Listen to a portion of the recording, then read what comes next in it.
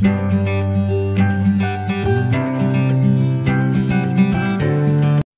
And welcomes to Shweta's kitchen. आज मैं बनाने जा रही हूँ वेज बर्गर। ये बिल्कुल मार्केट स्टाइल वेज बर्गर है। साथ में मैं आपको टिक्की की आवाज़ भी सुनाती हूँ।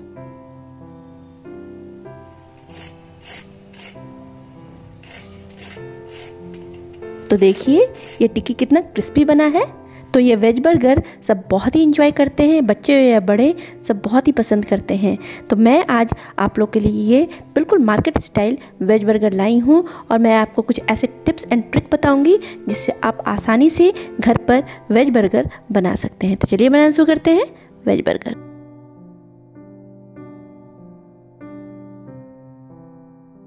मज़ेदार वेज बर्गर बनाने के लिए सबसे पहले मैं एक पैन लूँगी। पैन को अच्छे से गर्म कर लीजिए। जब पैन गर्म हो जाए तब इसमें मैं 2 टेबलस्पून ऑयल डाल दूँगी। ऑयल को भी गर्म कर लेना है। जब ऑयल गर्म हो जाए तब मैं इसमें हाफ टेबलस्पून जीरा डाल दूँगी। जीरा को भी सौटे कर लें।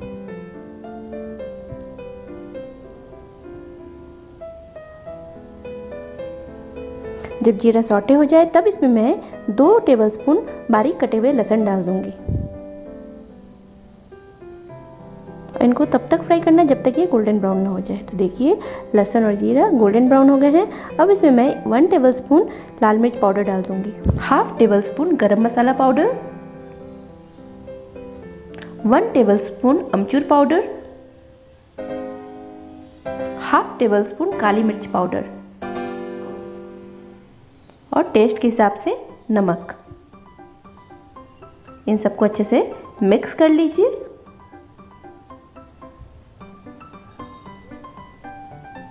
जब मसाले मिक्स हो जाए तो मैं तुरंत ही सारे अपने कटे वेजिस डाल दूंगी। तो वेजिस में मैंने प्याज, बीन्स, मटर और गाजर डाला है।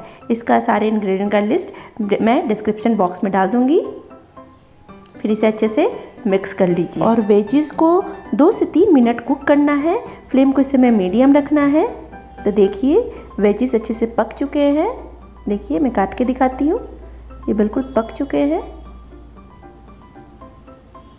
फिर इसमें मैं थोड़ा सा हरा धनिया डाल दूँगी। हरा धनिया डालने से बहुत ही अच्छा फ्लेवर आता है, तो मैं सजेस्ट करूँगी कि आप ज़रूर डालिएगा। फिर इसे अच्छे से मिक्स कर लीजिए। जब सब अच्छे से मिक्स हो जाए तब मैं सारी सब्जियों को मैश कर लूँगी। तो इसके लिए मैंने एक पोटैटो मैशर लिया है। तो इससे अच्छी तरह से सब्जियों को मैश कर लीजिए। तो देखिए इस तरह से पूरी सब्जी को अच्छे से मैश कर लेना है। तो देखिए सारी सब्जी अच्छे से मैश हो चुकी है।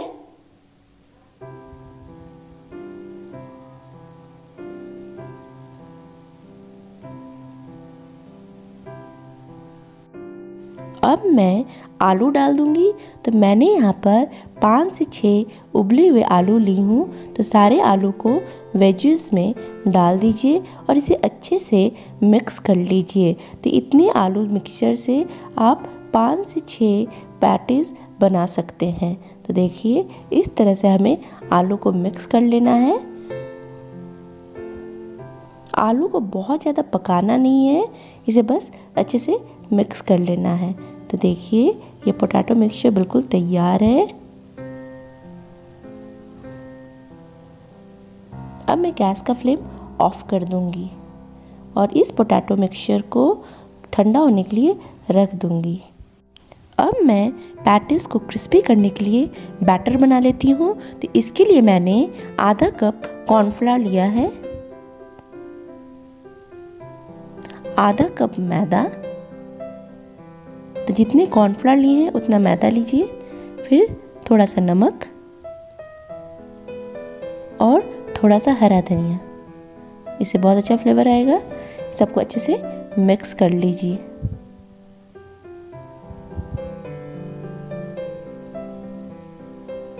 अब इसमें पानी डाल दूंगी।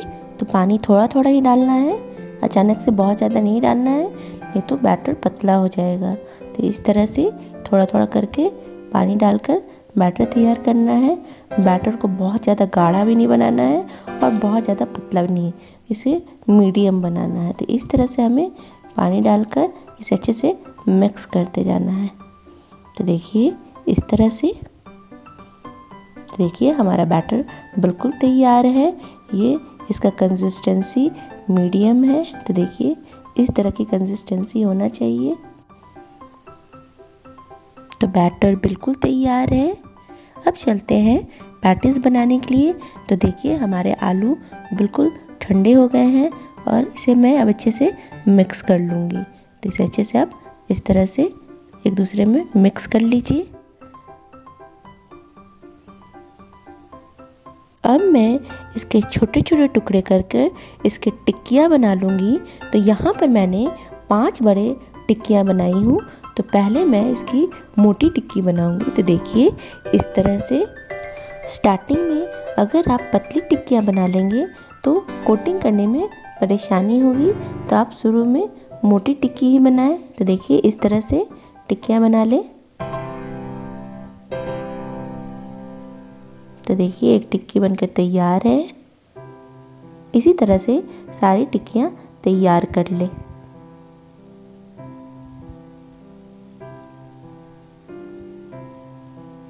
तो देखिए ये सारे पैटीज बिल्कुल तैयार हैं।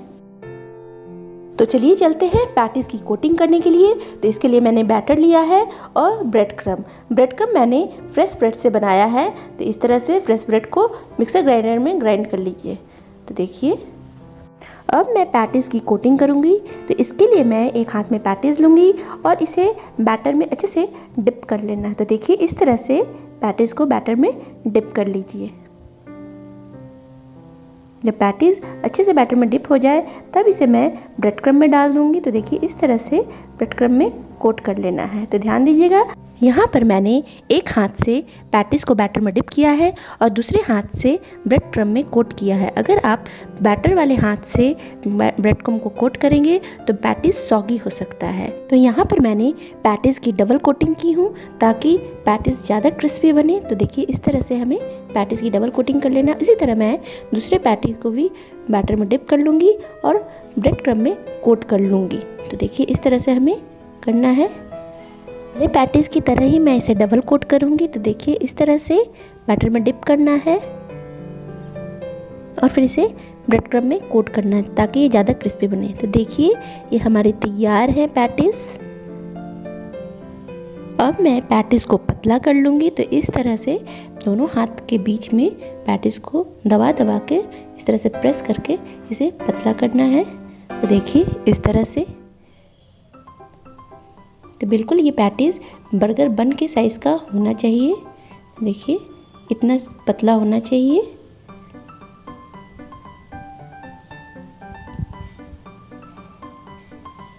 इसी तरह मैं दूसरे पैटीज को भी पतला कर लूँगी। तो इस तरह दोनों हाथों के बीच में इसे अच्छे से प्रेस करके इसे आप पतला कर लीजिए, बिल्कुल बर्गर बन के साइज़ का।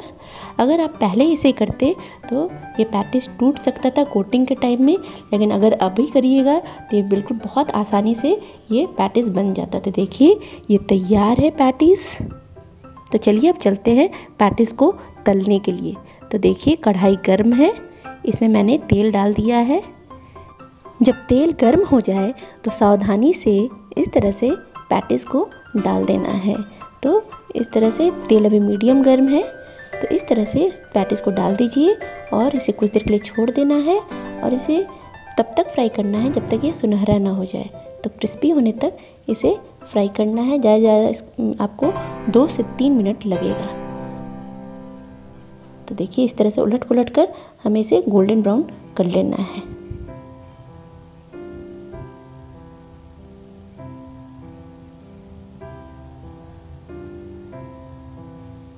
तो देखिए एक पैटीज तल के तैयार है। ये बहुत ही क्रिस्पी बना है। देखिए इसका लुक कितना अच्छा आया है। तो इसे अच्छे से इस तरह से तेल निकाल कर टिश्यू पेपर में आप निकाल सकते हैं। तो इस तरह से अच्छे से तेल निकाल लीजिए ताकि ये ऑयली ना रहे और इस तरह से टिश्यू पेपर पर निकाल लीजिए ताकि जो एक्स्ट्रा ऑयल है वो निकल जाए। इसी तरह मैं दूसरे पैटीज भी तल लूँगी। फ्लेम मीडियम हाई रहेगा और इस तरह से हमें उलट पुलट कर इसे गोल्डन ब्राउन कर लेना है। तो देखिए ये भी पैटी बनके तैयार है।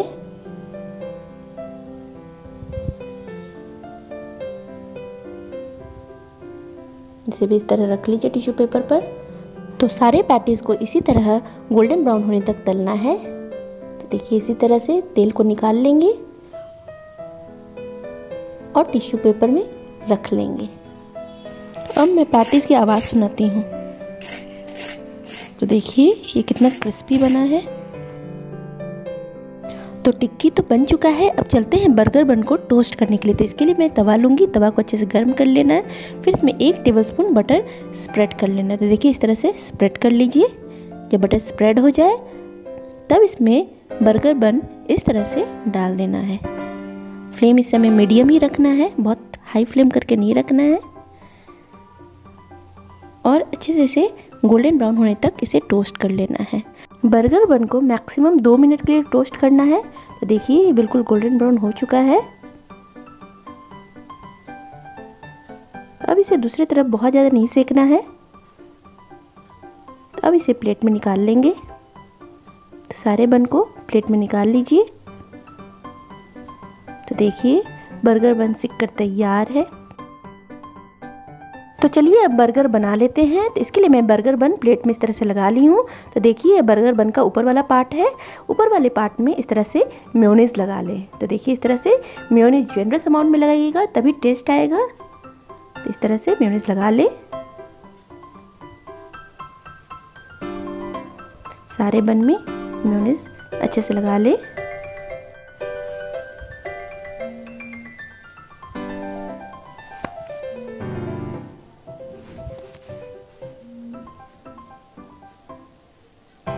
तो देखिए इस तरह से जब मेयोनीज लग जाए तब इसमें मैं सैलेड डाल दूंगी। तो मैंने यहाँ पे स्लाइस किए हुए टमाटर डाले हैं।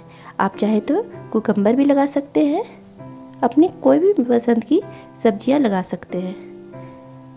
तो इस तरह से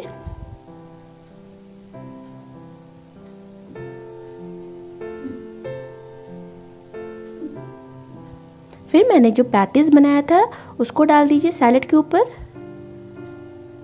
फिर मैं नीचे वाले बन के पार्ट में केचप डाल दूंगी। तो यहाँ पर मैंने 1-1 टेबलस्पून केचप डाला है और उसके ऊपर थोड़े थोड़े मेयोनीज। इससे बहुत ही अच्छा टेस्ट आता है। फिर दोनों को अच्छे से स्प्रेड कर लीजिए। इससे क्या होगा कि बर्गर बहुत ही मॉइस्ट बनेगा और बहुत ही टेस्टी लगेगा। तो इस तरह से स्प्रेड कर लेना है। फिर इसमें स्लाइस किए हुए प्याज डाल दीजिए। तो देखिए इस तरह से सारे में प्याज डाल देना है।